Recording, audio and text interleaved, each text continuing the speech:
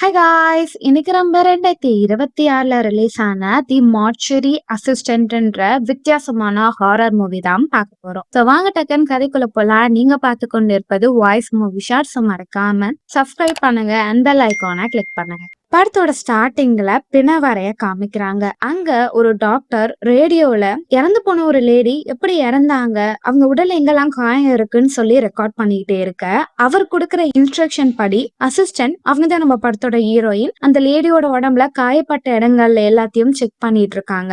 இப்போ ஒரு இன்ஜெக்ஷன் மூலியமா அவங்க உடம்புல இருக்கிற மொத்த ரத்தத்தையும் எடுத்து வெளியேற்றுறாங்க. இப்ப அடிப்பட்ட இடங்கள் எல்லா இடத்தையும் ஸ்ட்ரிச் பண்ணிட்டு அந்த உடலை குளிர்ந்த ஒரு இடத்துல பத பண்ணி வைக்கிறாங்க. இதுதான் ஹீரோயின் இதுக்கு அடுத்த பண்ண போற வேலை. ஆனா ஹீரோயின் எந்த ஒரு பதட்டமும் பயமும் இல்லாம இந்த வேலையை நல்லாவே பண்ணி முடிக்கிறாங்க. இப்போ அந்த இடத்த எல்லாத்தையும் அவங்க கிளீன் பண்ணும் போது அந்த ரூமோட டெம்பரேச்சர் குறைஞ்சிருக்கும். சரி, ஏதாவது பொருள் தேவைப்படும் அப்படின்னு சொல்லிட்டு பேஸ்மெண்ட் போலான்னு பார்த்தா அங்க இருக்கிற டாக்டரும், நீ பேஸ்மெண்ட் போக கூடாது, எனக்கு ஒண்ணு நினைச்சா ரொம்ப பெருமையா இருக்கு, உன் வேலையில நீ ரொம்ப கண்ணும் கருத்துமா இருக்க, ஆனா கீழே நீ நினைக்கிற பொருள் எதுவுமே இல்ல, அண்ட் அடுத்த வாட்டி கீழே போயிடாத அப்படின்னு எச்சரிக்கை கொடுக்க, ஹீரோயினா என்ன அப்படி கீழே இருக்கு, ஏன் இப்படி சொல்றாருன்னு சொல்லி யோசிச்சுட்டே அங்க இருந்து போக, இப்ப கீழே ஏதோ ஒரு மான்ஸ்டர் இருக்கிற மாதிரி நமக்கு காமிக்கிறாங்க. ஹீரோயின் இன்டர்ன்ஷிப் இப்பதான் முடிச்சிருப்பாங்க. சோ இதுதான் அவங்களோட ஃபர்ஸ்ட் ஜாப். இந்த ஹாஸ்பிட்டல்ல இருக்கிறவர் தான் இந்த ஜாபே உங்களுக்கு கொடுத்திருப்பாங்க. அவரும், நீ உன் ஃபர்ஸ்ட் ஜாப் சூப்பரா பண்ண, சோ ஒரு ட்ரீட் மாதிரி நம்ம ட்ரிங்க் பண்ணலாமான்னு கேட்க, ஹீரோயின், எனக்கு குடிக்கிற பழக்கம் இல்ல, சாரி சார் அப்படின்னு சொல்ல, இந்த காலத்துல இப்படி ஒரு பொண்ணா நம்பவே முடியல.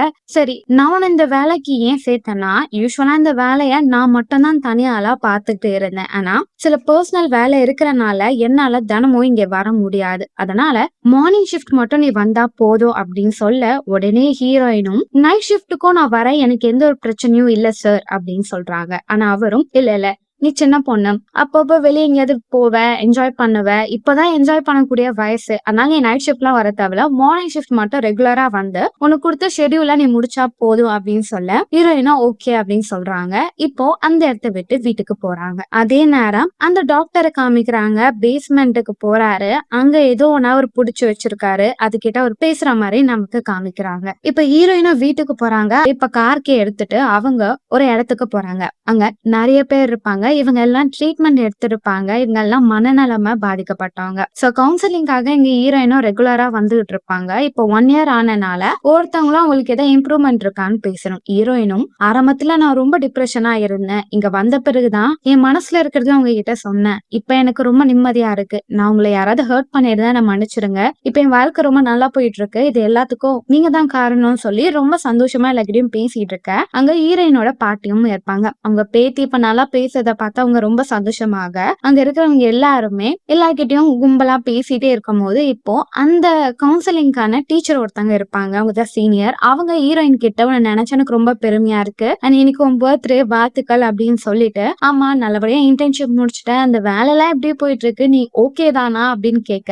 மத்தவங்க எல்லாருமே இதை கேட்கும் போது வியர்டா யோசிப்பாங்க. பட் எனக்கு இது ரொம்ப வித்தியாசமாலாம் தோணல, நான் எப்பவுமே போலதான் வேலை பார்த்துக்கிட்டு இருக்கேன், அண்ட் நல்லபடியா எனக்கு வேலை கிடைச்ச நினைச்சேன், சந்தோஷமா இருக்கு, இப்ப நான் என் வேலையில கான்சென்ட்ரேட் பண்ணுவேன் அப்படின்னு சொல்லிட்டே இருக்கேன். அந்த லேடியும் ஹீரோயின் கிட்ட, உன்கிட்ட இருக்கிற மிகப்பெரிய பிரச்சனை என்ன தெரியுமா, நீ நிறைய ரகசியங்களை பூட்டி வைக்கிறனாலதான் அது பெரிய பிரச்சனையாவே மாறுது, சோ ரிலாக்ஸா இரு, உன்னால சில விஷயத்த ஹேண்டில் பண்ண முடியலன்னா ஓப்பனா எல்லாக்கிட்டையும் சொல்லு அப்படின்னு சொல்ல, ஓகே அப்படின்னு சொல்லிட்டு இப்ப ஹீரோயின் கார் எடுத்துட்டு போறாங்க. அப்படி போகும்போது இப்ப அந்த டாக்டர் கிட்ட இருந்து கால் வருது. அவரும், நான் முக்கியமான வேலையில மாட்டிட்டேன், அதனால என்னால ஹாஸ்பிட்டல் போக முடியல, இன்னைக்கு ஒரு நாள் மட்டும் நைட் ஷிஃப்ட் உங்களால ஹேண்டில் பண்ண முடியுமா அப்படின்னு கேட்க, பிரச்சனை இல்ல, நான் ஹேண்டில் பண்ணிக்கிறேன் அப்படின்னு சொல்லிட்டு இப்ப அந்த இடத்துக்கு ஹீரோயின் போறாங்க. போன உடனே ஹீரோயின் ஆல்ரெடி அங்க இருந்து ஷெட்யூல பாக்க அங்க இருந்து ஒரு உடலை எடுத்துட்டு போறாங்க. அதோட உடம்புல காயமா இருக்கும். அந்த காயத்தை எல்லாத்தையுமே ஸ்ட்ரிச் பண்ணிட்டு அந்த உடலை எடுத்துட்டு போய் எரிச்சிடுறாங்க. இப்போ வேற ஒரு பாட்டியோட உடலை அவங்க தள்ளிட்டு போறாங்க. இப்ப அவங்களுக்கு ஒரு கால் வருது. அந்த காலை பார்த்த ஹீரோயினும்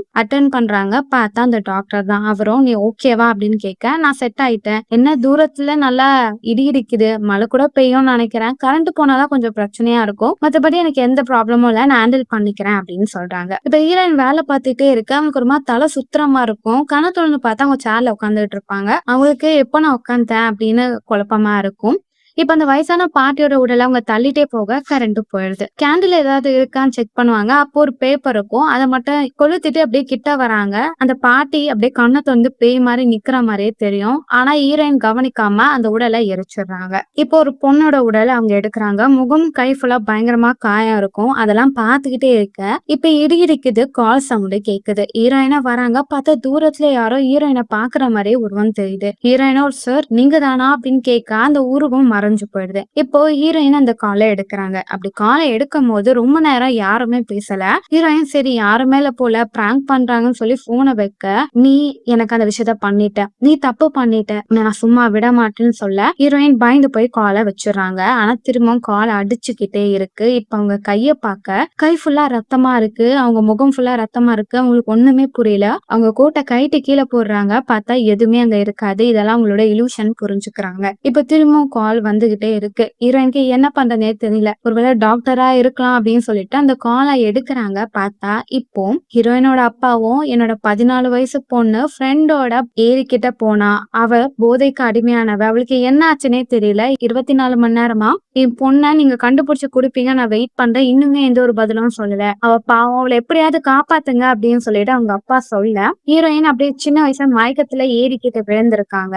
தூரத்துல ஏதோ ஒரு அமானுஷமான உருவம் தெரியுது. இப்ப அந்த போன் கால் கட் ஆயிடுது. சொல்ல போனா ஹீரோயின் அப்பா ஹீரோயின் சின்ன பொண்ணா இருக்கும் போதே இறந்து போயிருப்பாங்க. ஹீரோயினுக்கு பாஸ்ட்ல ஒரு மோசமான சம்பவம் நடந்திருக்கும். அதெல்லாம் அவங்க மைண்டுக்குள்ள ஓடிக்கிட்டே இருக்கு. இப்ப அப்படியே மயக்கம் போட்டு விழுக அவங்க வீட்டுல இருக்கிற ரூம்ல இருக்காங்க. ஹீரோயினுக்கும் ஒண்ணும் புரியல எப்படி வீட்டுக்கு வந்தாங்கன்னு. கண்ணாடி முன்னாடி பாக்குறாங்க, தலையை சுத்துது. இப்ப யாரோ வெளியே கதவை தட்ட சத்தம் கேக்குது. அவங்க வெளியே போற நேரத்துல அந்த கண்ணாடியில நான் உள்ள வரணும் அப்படின்னு எழுதப்படுது. இப்ப ஹீரோயினும் கதை திறந்து பார்த்தா அவங்களோட டீச்சர் தான் வந்திருப்பாங்க.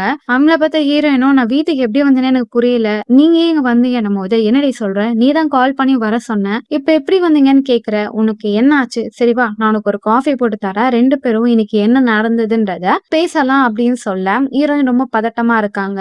நீ அந்த விஷயத்த பயன்படுத்தினியா அப்படின்னு கேட்பாங்க. ட்ரக் யூஸ் பண்ணலான்னு. ஹீரோயின் இல்ல நான் சத்தியமா யூஸ் பண்ணல, எனக்கு நல்லா தெரியும் நான் யூஸ் பண்ணல, ஆனா எனக்கே தெரியல சில விஷயங்கள் எனக்கு ஒன்னும் புரிய மாட்டேன்னு சொல்ல, சரி நீ பொறுமையா இரு நம்ம பேசலாம் போது ஹீரோயின் ரொம்ப பயந்து போயிடுறாங்க. நீ ஏன் முதல்ல பயப்படுற, ஒன்னும் ஆகாது, எல்லாமே சரியாயிரும், நம்ம ரெண்டு பேரும் ரிலாக்ஸா காஃபி குடிச்சிட்டே பேசலாம்னு சொல்லிக்கிட்டே இருக்க ஹீரோயின் அப்படியே பெய்யா மாறி அந்த லேடியை போட்டு செம்மையா அடிச்சு கையெல்லாம் கடிச்சு வச்சிடறாங்க. அந்த லேடி மயக்கம் போட்டு விழுக இப்போ ஹீரோயினுக்கு என்ன பண்றதுனே தெரியல. இப்பதான் உங்களுக்கு கான்சியஸ் வரும். நான் ஒருத்தவங்க சாகடிச்சிட்டேன்னு சொல்லி பயந்து போயிடுறாங்க. இப்ப அந்த டாக்டர் கால் பண்றாங்க. அவர்கிட்டயும் ஒரு மோசமான விஷயம் நடந்துச்சு, நான் யார் கால் பண்றதே எனக்கு தெரியல அப்படின்னு சொல்ல அவரும் முதல்ல நீ பொறுமையா என்ன நடந்துச்சுன்னு சொல்லணும் போது, நான் மார்ச்சர்ல இருந்து எப்படி வீட்டுக்கு வந்தேன்னு எனக்கு தெரியல, இங்க ஒருத்தவங்க வேற நான் அடிச்சுட்டேன் போது ஹீரோயின் கிட்ட நீ முதல்ல மார்ச்சரிக்கு போ, அதுதான் உனக்கு சேஃபான இடம், அதை தவிர நீ வெளியே இருந்தனா உன்னை சுத்தி இருக்கிறவங்க தான் ஆபத்துன்னும் போது என்ன சொல்ல வரீங்க, அப்ப உங்களுக்கு ஆல்ரெடி தெரியுமா பிரச்சனை வரும்னு, அப்ப ஏன் என்கிட்ட சொல்லலன்னும் போது இது உனக்கு சொன்னா புரியாது, நான் நேர்ல எல்லாமே எக்ஸ்பிளைன் பண்றேன் அப்பதான் உனக்கு புரியணும் போது என்ன புரியுது, நீங்க அப்ப வேணும்னே தான் என்ன டார்கெட் பண்ணிருக்கீங்களா, என்ன எதுக்கிட்டயாவது போத்து விட்டுட்டீங்களான்னு சொல்ல, நான் உன்கிட்ட இப்ப போன்ல என்ன சொன்னாலும் உனக்கு புரியாது, நீ என்ன நம்பணும் முதல்ல போது, நீ யாரு உன்னை எதுக்கு நான் நம்பணும் போது ஹீரோயின் கிட்ட நான் சொன்னதை நீ கேட்டாதான் உன்னால உயிரோட இருக்க முடியும், அங்கதான் நீ சேஃபா இருப்ப அப்படின்னு சொல்ல இறந்து போன அந்த லேடி அப்படியே ஹீரோயின் கிட்ட வர பயந்து போன ஹீரோயினும் வேகமா வெளியே கதவு ஓபன் பண்ணிட்டு போறாங்க. பார்த்தா அந்த லேடி திரும்பவும் வெளியே இருக்காங்க. ஹீரோயினுக்கு தலையை சுத்தி இப்ப கார் எடுத்துட்டு அங்க அந்த டாக்டர் வெயிட் பண்றாரு. ஹீரோயின் கிட்ட எல்லாத்தையும் எக்ஸ்பிளைன் பண்ண ஹீரோயின் கிட்ட அவரும் அந்த டீமன் நம்மளோட வீக்னஸ அது யூஸ் பண்ணிக்கும், நம்மள பலவீனமா ஆக்கும், அது நம்மள ஃபுல்லா கண்ட்ரோல் பண்ண நினைக்கும், இந்த உலகத்துல அதுங்க ஒரு ஓரத்துல ஒளிஞ்சுதான் இருக்கும், எப்போ நம்ம வீக்னஸ் அதுக்கு முழுசா தெரியுதோ நம்மளோட உடலை அது ஆக்கிரமிக்க ட்ரை பண்ணும். இந்த இடத்துல நிறைய இறந்து போனா சடலங்கள் இருக்கு, அதுங்களோட ஆத்மா இங்கதான் சுத்திட்டு இருக்கும். அதனால டீமனுக்கு இங்க பவர் அதிகமா இருக்கும். ஆனா நான் ஒரு மெத்தட கண்டுபிடிச்சிருக்கேன், ரொம்ப வருஷம் கழிச்சு எனக்கு ஒரு சொல்யூஷன் கிடைச்சது, அது மூலியமா நான் தப்பிச்சுக்கிட்டு இருக்கேன், உனக்கும் நான் அந்த மெத்தட சொல்றேன் அப்படின்னு ஹீரோயின் அதையே என்ன கண்ட்ரோல் பண்ணுது, அது கிட்ட இருந்தனால தப்பிக்கவே முடியாதான்னும் போது அதுக்கு உன்னை பத்தி நல்லாவே தெரிஞ்சிருக்கு, அது உன் வீக்னஸ தான் உனக்கு எதிரா பயன்படுத்துது, நான் சொல்றத நீ கேளு, நீ கண்டிப்பா அதுல இருந்து சரியாயிருவ அப்படின்னு சொல்லிட்டு ஒரு கட்டைய காமிக்கிறாரு. அதுல நிறைய மரத்தால செய்யப்பட்ட சிம்பிள்ஸ் எல்லாம் இருக்கும். இது டெவிலோட பேர் கண்டுபிடிக்கக்கூடிய டிவைஸ். இதுல நீ அந்த சாத்தானோட பேரை கண்டுபிடிச்சாதான் உன்னால அதை அழிக்க முடியும் போது அது பேரை நான் எப்படி கண்டுபிடிக்கிறது, இந்த 3 காயினும் ஒவ்வொரு பேரு சொல்லப்பட்டிருக்கும். இந்த சிம்பிள நீ கண்டுபிடிச்சன்னா அந்த டீமனோட பேர நீ கண்டுபிடிச்சுருவ. அப்போ அத கொல்றதுக்கான மெத்தட் நம்ம ஈஸியா கண்டுபிடிச்சிடலாம். ஆனா உன்ன தாக்குற டீமன உன்னால தான் அழிக்க முடியும். நான் உனக்கு வேற கைட் தான் பண்ண முடியும். நான் சொல்றத நீ நல்லா புரிஞ்சா போதும்ன்னும்போது, எனக்கு ஒண்ணுமே புரியலன்னு ஹீரோயின் குழப்பத்துல இருப்பாங்க. நான் உனக்கு ஆரம்பத்துல இருந்து சொல்றேன். வெயிட் பண்ணு. அப்படின்னு சொல்லிட்டு சில பொருட்கள்லாம் எடுத்துட்டு வர போக, இப்ப ஹீரோயின் உடம்புக்குள்ள அந்த டெவில் வந்துரும். அது அப்படியே அந்த வயசானவர்கிட்ட, "இவள என்கிட்ட இருந்து பிரிக்க முடியுமா உன்னால? நீ சொல்றது எதுவுமே அவ கேட்க மாட்டா. ஆரம்பத்திலேயே உன்ன நான் போட்டு தள்ளி இருக்கணும். உன்னாலதான் எல்லா பிரச்சனையும். இர்றா வரேன்னு" சொல்லிட்டு அவர போட்டு செம அடி அடிக்க, அவரோட உடம்புல சில சிம்பிள்லாம் வரைஞ்சிருப்பாரு. இதனால டீமனால அவர அட்டாக் பண்ண முடியாது. அத காமிக்க டீமன் பயந்து போயிரும். இப்ப வேகமா போய் கதவ வெளி பக்கமா சாத்த, அந்த டீமன் வெளிய இருந்து கதவ தட்டிக்கிட்டே இருக்கும். இப்போ கொஞ்ச நேரத்துல டீமன் ஹீரோயின் உடம்புல இருந்து போக, ஹீரோயின் "சார் எதுக்கு என்ன லாக் பண்ணீங்க? தொறந்து விடுங்க" அப்படின்னு சொல்ல, அவர் அந்த இடத்த விட்டே போயிடுறாரு. ஹீரோயினுக்கு என்ன நடக்குதுன்னே சுத்தமா புரியல. ரொம்ப குழப்பத்துல அங்க இருக்காங்க. இப்ப அங்க மறைஞ்சிருக்கிற அந்த டெவில் ஹீரோயினை அட்டாக் பண்ண வர, ஹீரோயின் எல்லா பக்கமும் தெரிச்சு ஓடிட்டே இருப்பாங்க. அப்ப ஜன்னல்ல உங்க பாட்டி நின்னு, "ஜன்னலை ஓபன் பண்ணுமா, நான் உனக்காக தான் வந்திருக்கேன், உனக்கு ஏதாவது பிரச்சனையா" சொல்ல, "பாட்டி நீங்க என்ன பண்றேன்னு சொல்லிக்கிட்டே இருக்க, அது பாட்டி கிடையாது பேய், கதவை தொறடி" அப்படின்னு சொல்லிட்டு ஆக்ரோஷமா கதவு உடைக்க முயற்சி பண்ணுவாங்க. இப்ப ஹீரோயின் திரும்பி பார்த்தா, இறந்து போனா அவங்க அப்பா அவங்க பொண்ணை அட்டாக் பண்ணுவாரு. அவளோட காலை கத்தியால குத்துவாரு. பார்த்தா ஹீரோயின் தான் அன்கான்சியஸா அவங்க காலை குத்திட்டே இருப்பாங்க. இப்ப வேகமா போய் ஒரு ரூம்ல மறைஞ்சுக்கிறாங்க. ஆனா அங்கேயும் அந்த டீமன் அவளை பயமுறுத்த ட்ரை பண்றனால இப்போ ஒரு இடத்துல ஒளிஞ்சுகிட்டே இருக்காங்க. அதே நேரம் அந்த டாக்டர் ஹீரோயின் கால் பண்ணிட்டே இருக்க, இப்போ போனை ஹீரோயின் எடுக்கிறாங்க. அப்போ அவரும், "நீ என்ன பண்ணணும்னா, அங்க இறந்து போன ஒரு உடல் இருக்கும். அந்த உடல்ல ரத்தத்தை அது மேல அப்போ அதை நீ எரிச்சிடணும். எப்பெல்லாம் நீ கஷ்டப்படுறியோ அந்த டீமனும் கஷ்டப்படும். அதன் மூலியமா அதை கொன்னெல்லாம் அழிச்சிடலாம்" அப்படின்னு சொல்ல, ஹீரோயின் அடிப்பட்ட காலை தைச்சுக்கிட்டு இருப்பாங்க. அப்ப அங்க ஒரு லேடியோட உடல் இருக்கும். அந்த உடலும் லைட்டா அசையாம மாதிரி இருக்கும். பார்த்தா அது உடம்புல டீமன் வந்துரும். இப்ப கைய பயங்கரமா கட்டி போட்டு வச்சுட்டு அவளோட ரத்தத்தை அந்த டீமன் மேல ஊத்திருவாங்க. இப்போ நெருப்புல பத்த வச்சிடுறாங்க. ஆனா கொஞ்ச நேரம் கழிச்சு பார்த்தா ஹீரோயின் தான் அந்த நெருப்புக்குள்ள இருக்கிற மாதிரி உங்களுக்கு தோணுது. டக்குன்னு கண்ணை திறந்து பார்த்தா வெளியே இருக்காங்க. இத பண்ணியும் அந்த டீமன் என்ன பயமுறுத்திட்டு தான் இருக்கு. அது இன்னும் இந்த இடத்த விட்டு போகலன்னு புரிஞ்ச ஹீரோயினும் வெயிட் பண்ணிட்டே இருப்பாங்க. இப்ப டக்குன்னு டாக்டர் கிட்ட இருந்து கால் வரும். "டாக்டர் நீங்க சொன்ன மாதிரி நான் எல்லாமே பண்ணிட்டேன். ஆனா அந்த டீமன் திரும்ப நான் பயமுறுத்துது. என்ன கொல்ல முயற்சி பண்ணுது. நீங்க வர டைம் ரொம்ப கம்மின்னு சொன்னீங்களே, என்ன பண்றதுன்னு" சொல்ல, "நான் உன்கிட்ட பேசவே இல்லையே, இப்பதானே கால் பண்றேன்." அப்ப முன்னாடி டீமன் தான் உன்கிட்ட பேசிருக்கு. "தயவு செஞ்சு இந்த காலை கட் பண்ணு, நம்ம பேச வேண்டாம், நான் சொல்றத கேளு. பேஸ்மெண்ட்ல கேசட் இருக்கும், அதை பிளே பண்ணா நீ என்ன பண்ணணும்னு உனக்கே புரிய வரும். போனை கட் பண்ணுன்னு" சொல்ல, இப்ப அதுக்குள்ள டீமனும், "நான் சொல்றது கேளு, நீ நெருப்புல குதி, நீ செத்தாதான் எல்லாமே சரியாகும்னு" சொல்ல, ஹீரோயின் பயந்து போனை கட் பண்ணிடுறாங்க. இப்ப ஹீரோயின் அந்த கேசட்டை தேடி பேஸ்மெண்ட்டுக்கு போவாங்க. அவங்களுக்கு அந்த கேசட் கிடைச்சிரும். அந்த டீமன் அதை அவ கிட்ட கிடைக்க விடாத அளவுக்கு பயங்கரமா பயமுறுத்தும். ஆனா ஹீரோயின் கேசட் எடுத்துட்டு இப்ப அதை பிளே பண்ணி பார்ப்பாங்க. அதுல அந்த டாக்டரும் ஒரு பாட்டில்ல பிளட் இருக்கும். அவர் என்ன சொல்லுவாருன்னா, "இங்க ஒரு பேப்பர் இருக்கும். இதை எரிச்சிட்டு நீ எல்லாத்தையும் செக் பண்ணனா அந்த டீமனோட பேருக்கான சிம்பிள்ஸ் இருக்கும். அந்த சிம்பிளை கண்டுபிடிச்ச பிறகு ஒரு உடல்ல அந்த சிம்பிள் மார்க் பண்ணிருக்கும். அந்த உடலை எடுத்துட்டு வந்து அந்த உடல்ல இந்த ரத்தத்தை இன்ஜெக்ட் பண்ணணும். பண்ண பிறகு நீ எரிச்சனா இந்த டீமன் உன்னை ஒன்னும் பண்ணாது. ஆனா இந்த விஷயத்த எல்லாம் உடனே பண்ணணும். டைம் ரொம்ப கம்மியா இருக்கும்" அப்படின்னு சொல்லிட்டு அந்த ரத்தத்தை அவர் எங்க எடுக்கிறாருன்னு காமிப்பாரு. ஒரு லேடி ஒரு பாக்ஸ்ல லாக் பண்ணி வச்சு அந்த பொண்ணோட கையில இருந்தா அந்த ரத்தத்தை எடுக்கிறாரு. "நான் பண்றது தப்பான விஷயம் தான். ஆனா இந்த ரத்தம் மூலியமா தான் அந்த டீமன் கிட்ட இருந்து நம்ம தப்பிக்க முடியும்" அப்படின்னு சொல்ல, இப்ப ஹீரோயினும் வேகமா அந்த டீமனோட பேரை கண்டுபிடிக்கணும்னு சொல்லிட்டு ஒரு இடமா போறாங்க. அந்த இடத்துல எல்லாம் அந்த டீமன் பேரோட சிம்பிள்ஸ் இருக்கும். அப்படி ஒரு இடத்துக்கு போறாங்க. பார்த்தா அந்த இடத்துல அவங்க அப்பாவோட ஆவி ஹீரோயினுக்கு கொல்ல முயற்சி பண்ண அங்க இருந்து தப்பிப்பாங்க. இன்னொன்னு ஒரு இடத்துக்கு போவாங்க. பார்த்தா ஹீரோயின் அந்த பாக்ஸுக்குள்ள இருக்கிற மாதிரியும் அந்த டாக்டர் ஹீரோயின் கையில ரத்தத்தை எடுக்கிற மாதிரியும் தெரியும். அங்க இருந்தும் வேகமா தப்பிச்சிடுறாங்க. அப்படி ஒவ்வொரு இடத்துக்கு போகும்போது இப்போ வாஷ்ரூம்ல அந்த சிம்பிள் இருக்கு. பார்த்துட்டே இருக்க, இப்ப கதவு லாக் ஆகி தண்ணி ஃபுல்லா ரொம்புது. ஹீரோயின் தண்ணியில மூழ்கி விழுந்துடுற. அங்க இருந்தும் தப்பிச்சிடுறாங்க. இப்போ எல்லா சிம்பிள்ஸும் அவங்களுக்கு கிடைச்சிரும். இப்போ ரூமுக்கு போறாங்க. பார்த்தா அந்த இடத்துல அந்த லேடி இருப்பாங்க. அவங்கள, "என்ன காப்பாத்துங்க, இவன் உடம்புல ரத்தத்தை எடுத்து என்ன கொல்ல முயற்சி பண்றான்னு" சொல்ல, ஹீரோயின் பயந்து போயிடறாங்க. "நீங்க ஒன்னும் கவலைப்படாதீங்க, நான் வந்து உங்களை காப்பாத்துறேன்னு" சொல்லிட்டு இப்ப வேகமா ஹீரோயின் அந்த இறந்து போன உடல்ல எங்க சிம்பிள்ஸ் இருக்குன்னு பார்த்துக்கிட்டே இருந்தா, ஒருத்தரோட உடம்புல அந்த டீமனோட சிம்பிள் இருக்கும். அவரை லாக் பண்ணி இழுத்துட்டு வர அவர் பேய் மாதிரி கத்த, அந்த டீமனோட பேரை கண்டுபிடிச்சிருப்பாங்க. அந்த லெட்டரை அந்த நபரோட உடல் மேல வச்சு வச்சுட்டு அவங்க வச்சிருந்த அந்த ரத்தத்தை எடுத்து அந்த உடல்ல இன்ஜெக்ட் பண்றாங்க. பண்ணி கொஞ்ச நேரத்துக்குள்ள அது முகமே மாறுது. இப்ப எடுத்துட்டு போய் நெருப்புல வச்சு எரிச்சிடுறாங்க. எரிச்ச பிறகு இதெல்லாம் முடிஞ்சிருச்சுன்னு நினைப்பாங்க. ஆனா பேஸ்மெண்ட்ல அந்த டீமன் இருக்கும். இத பார்த்த ஹீரோயினும் எல்லாம் முடிஞ்சிருச்சுன்னு நினைச்சேன். ஆனா அது என்ன விடாது போலன்னு சொல்ல அவங்க அப்பா அது விடாதுன்னு சொல்லி ஹீரோயினை கீழே தள்ளி விட்டுறாங்க. ஹீரோயின் கிட்ட அந்த டீமன் நிக்குது. இப்போ ஹீரோயினோட பிளாஷ்பேக்க காமிக்கிறாங்க. ஹீரோயின் அவங்க ஃப்ரெண்ட்ஸோட சேர்ந்து ட்ரக் எடுக்கும்போது, அப்ப அவங்க தண்ணீல விழுந்துருவாங்க. ஆனா தண்ணிய விட்டு வெளிய தான் கிடப்பாங்க. இத அவங்க அப்பா பார்த்துருவாங்க. அவங்க பொண்ண காப்பாத்தணும் ஆம்புலன்ஸ் கால் பண்ணான்னு சொல்லிட்டே இருக்க, அந்த டைம் அவரு டீமனா பார்த்திருப்பாரு. பார்த்து அவரு பயந்து ஓட, கீழ விழுந்து தலையில அடிபட்டு ரத்தம் போய் ஸ்பாட்ல இறந்துருவாரு. அவங்க அப்பா இறந்தத அவங்க பொண்ணு பார்த்த பிறகு, தன்னாலதான் அப்பா இறந்துட்டாருன்னு சொல்லி ரொம்ப டிப்ரெஷன்ல இருந்திருப்பாங்க. அண்ட் ஆல்கஹாலுக்கும் அதிகமா அடிக்ட் ஆயிருப்பாங்க. அதுக்கடுத்துதான் கவுன்சிலிங்லாம் போய் இப்ப அவங்க நார்மலா வந்திருப்பாங்க. இதெல்லாம் நினைச்சுட்டே இருக்க, இப்ப கண்ண தொறந்து பார்த்தா அங்க யாருமே இல்ல. ஆனா எதிரா அவங்க அப்பா நடந்து வராரு. "நீ என் அப்பா தானா?" அப்படின்னு கேட்க, இப்ப ஒரு வெளிச்சம் வருது. அவங்க அப்பாவும் முன்னாடி நிக்க, "என்ன மன்னிச்சிருப்பா. என்னாலதான் நீங்க இறந்துட்டீங்க. நான் மட்டும் அந்த ட்ரக் அன்னைக்கு பயன்படுத்தாம இருந்தா உங்களுக்கு இந்த பிரச்சனையே வந்திருக்காது" அப்படின்னு சொல்ல, "உன் மேல எந்த ஒரு தப்பும் இல்ல. நீ ஒரு சின்ன பொண்ணு. நீ தெரியாம தான் அத பண்ணிட்ட. உன்னை நான் காப்பாத்தணும், பத்திரமா பாதுகாக்கணும்னு தான் நினைச்சேன். பட் பரவாயில்ல. இப்ப நீ மாறிட்ட. எனக்கு உன்னை நினைச்சா சந்தோஷமா இருக்கு. ஆனா நடந்த கசப்பான விஷயங்கள நீ நினைச்சுக்கிட்டே இருந்தேன்னா அந்த டீமனும் உன்னை கண்ட்ரோல் பண்ணும். முதல்ல நான் இறந்ததும் அன்னைக்கு நைட்டு நடந்ததையும் நீ மறக்கணும். அப்படி மறந்தாதான் அந்த டீமன் உன்னை கண்ட்ரோல் பண்ணாதுன்னும் போது அது எப்படிப்பா உன்னை என்னால மறக்க முடியாதுன்னும் போது நீ மறந்துதான் ஆகணும். அது உனக்கு நல்லது. 2வது இறந்த பிறகும் நான் நிம்மதியா இருக்கணும்னு நினைக்கிறேன். சோ என்னை பத்தி நினைக்காத, மறந்துரு. புது வாழ்க்கைய தொடங்கு.